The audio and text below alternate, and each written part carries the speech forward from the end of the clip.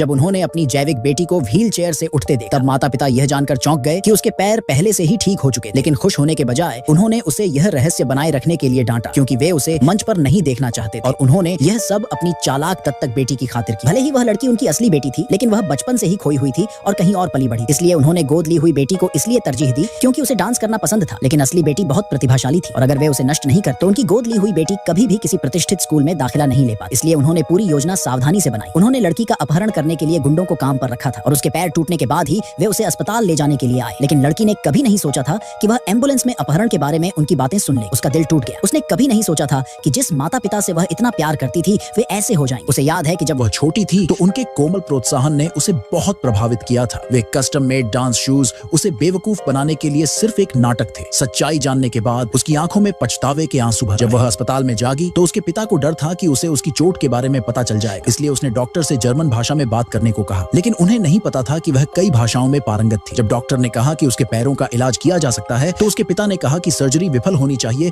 और बाद में 5 मिलियन का भुगतान करने का वादा किया। उसका दिल पूरी तरह से डूब गया। उसने कभी नहीं सोचा था कि उसके माता पिता इतने क्रूर हो सकते हैं। न केवल उन्होंने उसके पैर तोड़ दिए बल्कि अब वे उसे हमेशा के लिए लकवाग्रस्त करने के लिए डॉक्टर को रिश्वत दे रहे थे। लेकिन उसके माता पिता के कमरे से चले जाने के बाद उसने जो अगली बात सुनी उसने उसे और भी तोड़ दिया। सालों पहले उसे उसके दत्तक पिता से दूर ले जाने के लिए उन्होंने उस पर मानव तस्कर होने का झूठा आरोप लगाया था। सच्चाई न जानते हुए लड़की ने अपना सामान पैक कर लिया। जब उसके दत्तक पिता ने उसे रोकने की कोशिश की तो उसने उसे जमीन पर धकेल दिया और चिल्लाया कि वह उसे फिर कभी नहीं देखना चाहता। सच्चाई जानने के बाद वह पछतावे से भर गई, लेकिन तब तक बहुत देर हो चुकी, इसलिए उसे केवल उसके माता पिता और डॉक्टर ही ऑपरेशन रूम में ले जा सकते थे। सर्जरी समाप्त होने के बाद उसके पिता ने चिंता के साथ उसकी स्थिति के बारे में पूछने का नाटक किया। जब उसने सुना कि सर्जरी विफल हो गई है तो उसने गुस्से में अभिनय किया और डॉक्टर को दोषी ठहराया। कहा कि उसने वादा किया था कि उसके पैर ठीक हो सकते हैं, लेकिन उस पल उसने उसमें केवल घृणा दी। इसलिए उसने अपने दत्तक पिता को बुलाया और उसे घर ले जाने के लिए कहा। जब उसे पता चला कि क्या हुआ था, वह सब कुछ छोड़कर भागा। जब उसने उसे देखा तो वह अपनी भावनाओं को और नहीं रोक पाई। उसने तुरंत उसका इलाज करने के लिए सबसे अच्छे डॉक्टरों की व्यवस्था की, लेकिन वह निराश दिख रही थी। कह रही थी कि बहुत देर हो चुकी है, लेकिन उन्होंने उसे दिलासा दिया और कहा कि चिंता मत कर, अगर जरूरत पड़ी तो वह दुनिया भर में विशेषज्ञों की तलाश करें ताकि वह फिर से मंच पर आ सके। जल्द ही 8 एंट्रेंस एग्जाम का दिन आ गया। गोद ली गई बेटी सुंदर कपड़े पहने